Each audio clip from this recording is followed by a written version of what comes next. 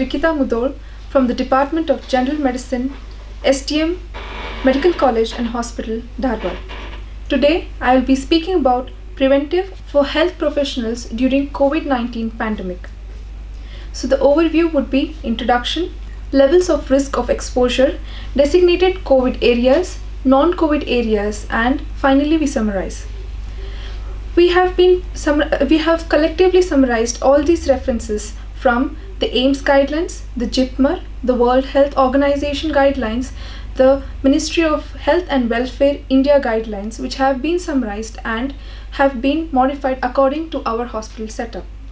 So coming to the introduction of this COVID-19 pandemic, why should the health professionals take care? Worldwide, as millions of people stay at home to minimize the transmission of severe acute respiratory syndrome, that is the coronavirus, healthcare workers prepare to do the exact opposite. Presently, the healthcare workers are every country's most valuable resource. So what happens if care is not taken by the health professionals? The healthcare systems globally could be operating at more than maximum capacity for many months, but unlike a ventilators or a ward which can be set up overnight and would be running at 100%, the same cannot be done for a healthcare professional because they are getting exhausted due to risk of getting exposed to the infection or risk of getting infected or risk of infecting others if they are infected. So they are exhausting in numbers, physically as well as mentally. Now we see the level of risk of exposure. That is, we have divided into high risk, moderate risk, moderately low risk, and no risk. So high risk involves when there is a risk of aerosol or aerosol generating procedures. Moderate risk involves a high risk of droplet and contact transmission. Whereas the moderate to low risk involves low risk of droplet and a moderate risk of contact transmission. Low risk, there is low risk of droplet transmission, whereas no risk, there is no risk of transmission.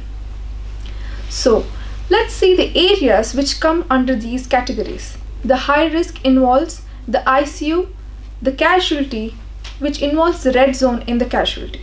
The moderate to high risk involves the wards, the laboratory, radio diagnosis, and the casualty. The moderate to low risk involves the fever clinic. Low risk involves the administrative offices. So coming to the designated areas, we have divided into a COVID designated area and a non-COVID designated area. So under the designated COVID areas, the most important region, that is the intensive care unit, which involves the health workers, that is the doctors, the nurses and the technicians who are involved in an aerosol generating procedure. They have to wear very important is the personal protection equipment, which involves the N95 mask, the goggles, the face shield, gown which is a water resistant, gloves which are double in number, apron optional, shoe cover and a hood. There are also other personals involved who are cleaners, sweepers, health assistants who are involved in the disinfection of the ICU care. So they also have to wear a N95 mask, goggles, gown which is water resistant. They have to wear a heavy duty gloves, boots and hood. Coming to the ward which is designated under the screening areas. It includes the healthcare workers, that's the doctors, nurses and technicians who are involved in non-aerosol generating procedures. So they have to be protected with N95 masks, goggles, gown which is water resistant, gloves which are double in number, shoe cover and a hood. Whereas cleaners, sweepers and health assistants who are involved in disinfecting or shifting the patient, they have to wear the similar N95 mask, gown, gloves. They have to wear a heavy duty gloves and boots and a hood. Coming to the screening area, we have a screening area just beside our casualty, outside the casualty, which we call the fever clinic. Here it involves the health workers who are the doctors and nurses. So here they are involved in screening the patients for COVID. They have to wear an N95 mask, goggles, gown which could be a surgical linen OT gown used with an apron, gloves which are double in number. There are also other personnel like cleaners, sweepers and health assistants who are involved in the disinfecting the area. They will have to wear a triple layer mask and a heavy duty gloves. Coming to one of the most important region which we usually don't give importance to but has to be given, that is the transport of COVID suspect or a confirmed case in an ambulance. So the ambulance involves healthcare worker traveling in the patient compartment.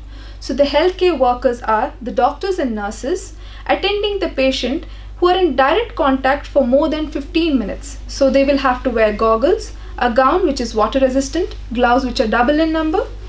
There are also cleaners, sweepers and health assistants who are involved in disinfecting this ambulance. They have to wear a triple layer mask, heavy duty gloves. We have also the driver who is not in direct contact with the patient who will have to wear a triple layer mask. Now we come to a non-COVID area, that is the main hospital centers. Here again we come to a very important region, that is the emergency medicine casualty. Here the health workers are again the doctors, nurses and the technicians who are involved in a non-aerosol generating procedure has to wear a triple layer mask, a gown in a red area, gloves which are double in number. But if they are involved in a resuscitation procedure, they have to wear an N95 mask in the red zone area. Whereas the cleaners, sweepers and health assistants who are involved in disinfecting and shifting the patient, they have to wear a triple layer mask, gloves which are heavy duty and gown. So coming to the general OPDs under the non-COVID area, here we have the doctors and nurses who are involved in non-aerosol generating procedure. They have to wear a triple layer mask, whereas in a general ward and private wards, the doctors and nurses again involved in non-aerosol generating procedure will have to wear a triple layer mask. Now we come to again the very important intensive care units. The healthcare workers, the doctors, nurses and technicians who are involved in aerosol generating procedure will have to wear a triple layer mask, a gown which is water resistant, gloves and shoe cover. Now coming to the laboratory personnels. So they include again the doctors and the technicians. They are dealing with respiratory samples. So they are advised to wear a triple layer mask, a gown which is water resistant and goggles. Coming to the radio diagnosis department, the doctor or the technician who is involved in a non-aerosol generating procedure is advised to wear a triple layer mask. Coming to the administrative offices, all the staff who are in no direct or indirect patient contact are advised no personal protection equipment. So to summarize this, the predominant area of IPC intending areas of COVID are droplet precaution, which includes cough hygiene and appropriate use of mask, aerosol precautions, that is use of negative pressure rooms and use of helmets and chambers during aerosol procedures, and appropriate use of personal protection equipment. The direct contact prevention includes hand hygiene and personal hygiene. There is also environment disinfection, which includes chemicals to clean the environment. There are also standard precautions as applicable for any healthcare setting in the form of management of biomedical waste, sharps, disposals of human dead bodies. So we come to the end of this personal protection for healthcare professionals. My sincere request to all the health professionals right now fighting the pandemic of COVID-19 is, please take care of yourself, because you are the nation's treasure. You are the nation's most wanted and important person. So take care of yourself, the people, the nation and your family. Thank you.